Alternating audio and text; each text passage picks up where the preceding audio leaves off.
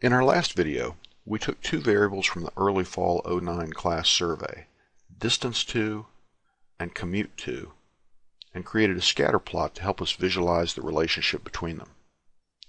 And judging from the scatter plot, it looks like there is some linear relationship here. As distance traveled increases, commute time tends to increase as well in a fairly linear fashion. But as we said, while scatter plots such as this are a great way to begin looking at data, they can be misleading.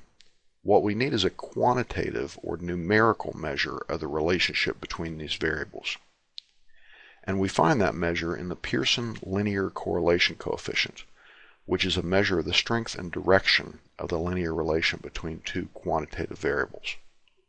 Now, to calculate the Pearson linear correlation coefficient, which is usually referred to as simply the correlation coefficient, we're going to go up to the menus at the top of the screen, click on Stat, Basic Statistics, Correlation.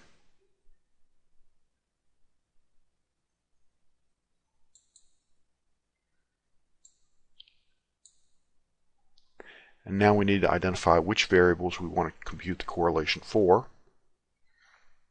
I'm going to select commute to and distance to.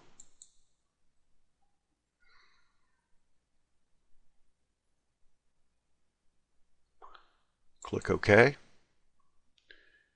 And we have right here computed for us the correlation coefficient between these two variables.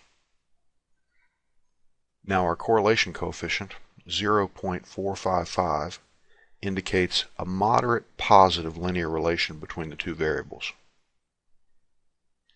Now, the correlation coefficient gives us a measure of the strength and direction of the linear relationship, but it doesn't directly help us to use one variable to predict the other.